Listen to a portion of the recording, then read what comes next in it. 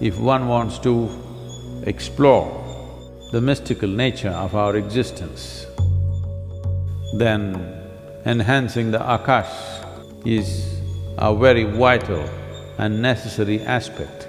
Once there is a certain amount of mastery over the five elements, one will find there is no such thing as what is inward and what is outward.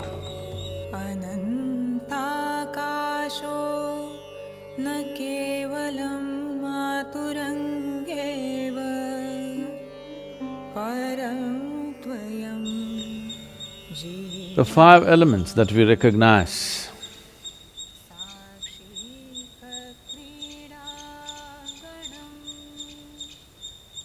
as the basic ingredients of life,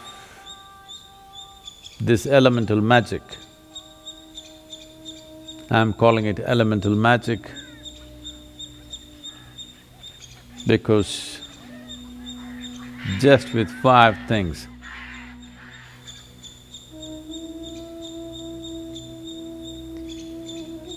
not 5,000,000, just five things. With five things, too much has been done. With five things, what is presenting itself as cosmos, what is presenting itself as life, what is presenting itself as everything that we can see, hear, smell, taste and touch,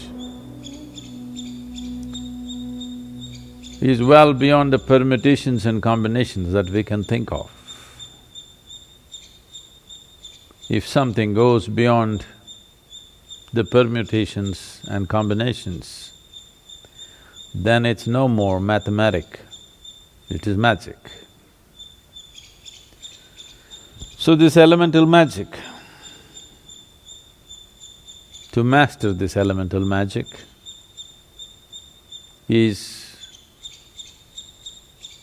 the most fundamental dimension of yoga. Essentially, when people want to be physically robust, then earth would be important. But for one who is on the spiritual path, one who wants to perceive, the most important thing is Akash. Why Akash becomes most important is, in the making of this human form, 72% of water, 12% of earth, 6% of air, 4% of fire is largely determined. The rest is Akash. When we said rest, we did not mean 6%, we said rest. Now, if you increase the proportion of Akash within the system, if you increase the proportion of Akash in the larger scape of who we are, then our ability to perceive is tremendously enhanced.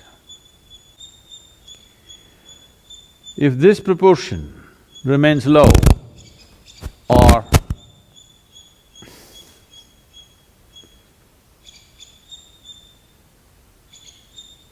Akash is at its minimal in one's making, then their ability to perceive will be very minimal. Even if they have a great intellect, this intellect will forage in mundane things. It can never rise to perceive something more than that. So in this context, one important aspect of spiritual progress, one important aspect of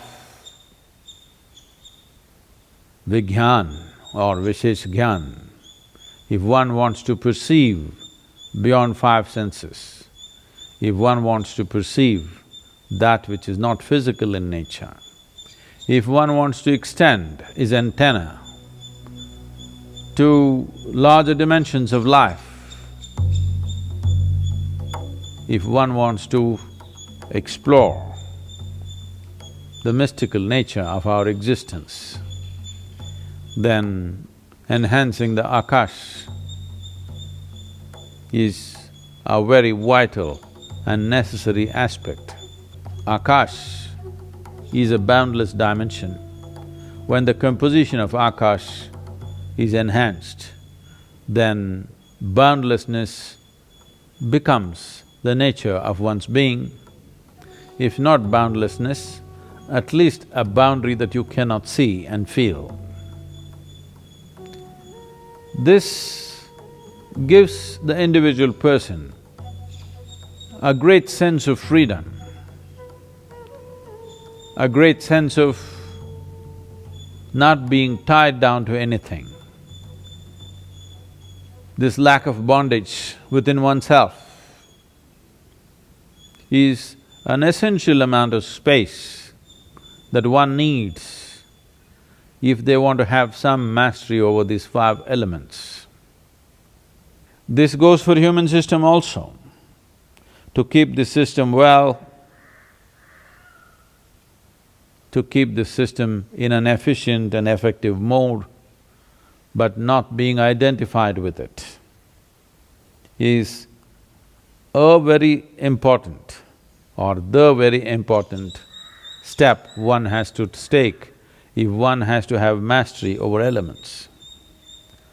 Once there is a certain amount of mastery over the 5 elements,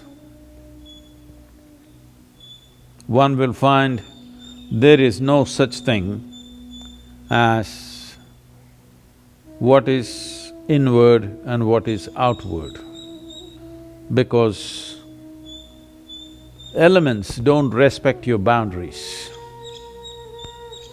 To put it in the simplest form, as you sit here, you breathe. The air does not respect your boundary, it is constantly in and out. This is not just air, this is happening with everything. The food that you eat and whatever substance we relieve ourselves of and everything else is in constant transaction, or the elements do not respect the boundaries of your body. The boundaries of your body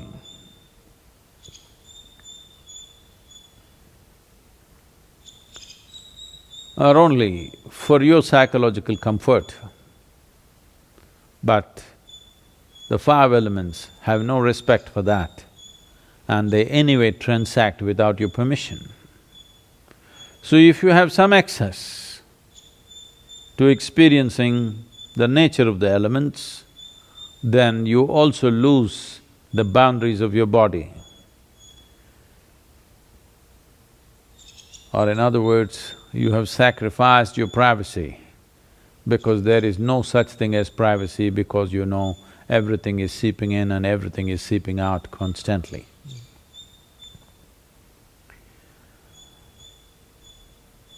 When one wants to gain mastery, one of the things that are commonly done is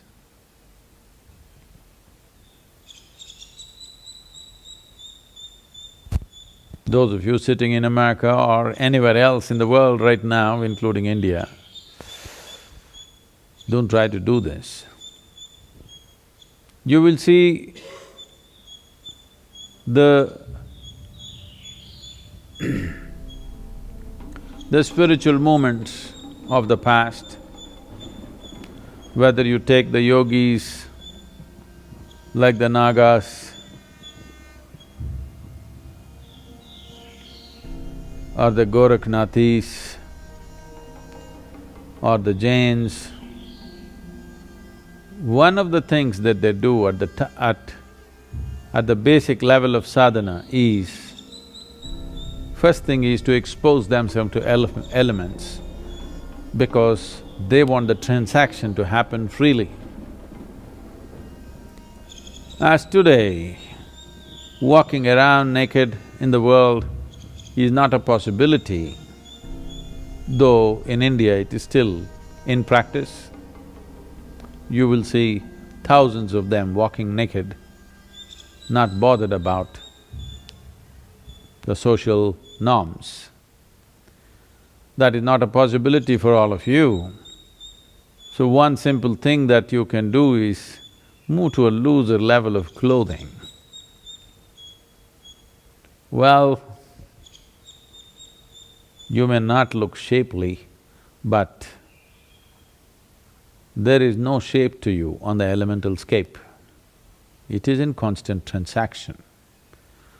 To facilitate this, to be able to be conscious of this, one important thing is there is a little bit of space between your body and what you wear, that it is not tight-fitting clothes. This is one step that one can take to… If you pay attention, you will see beyond this breath, a whole lot of transaction is happening constantly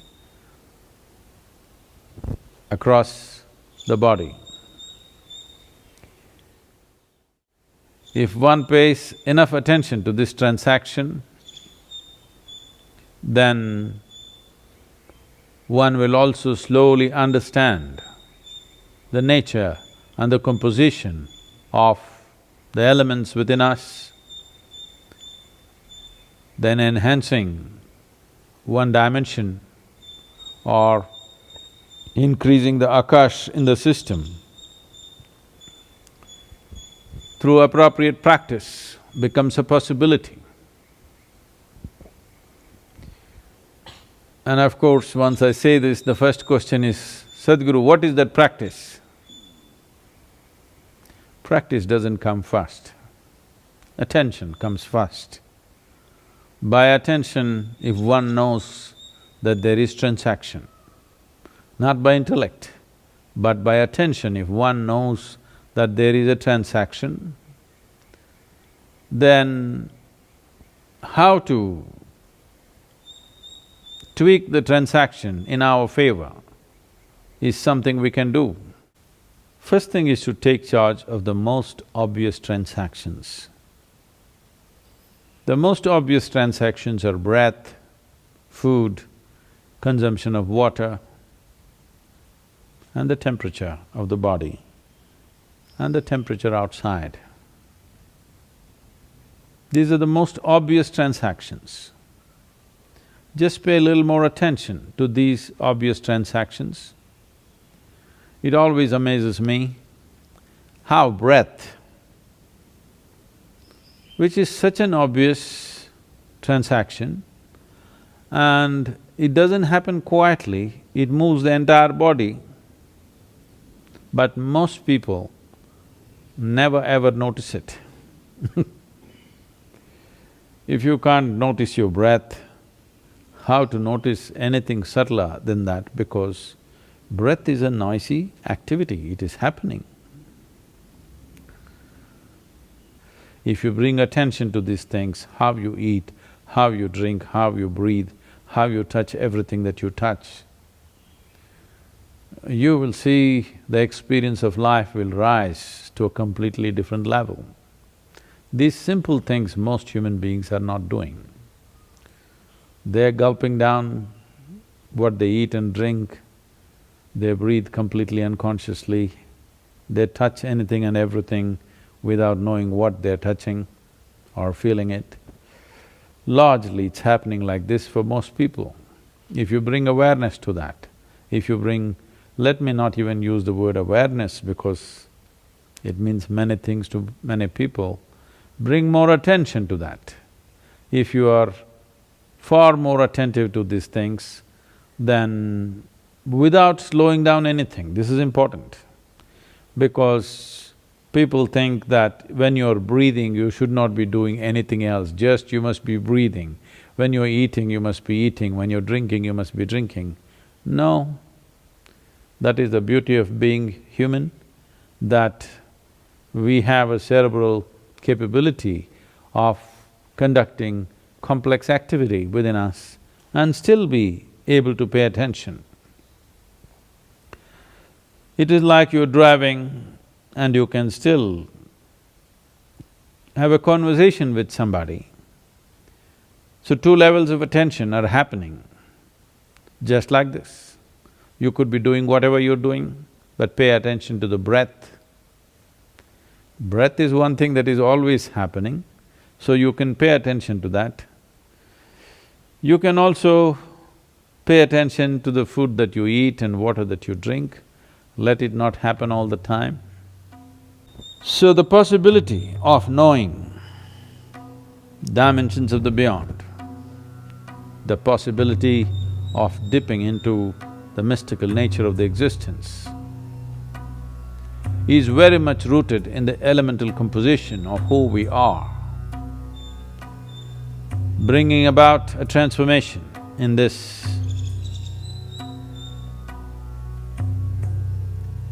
can do fantastic things to you, but one must also understand that fantastic things can also turn your life upside down.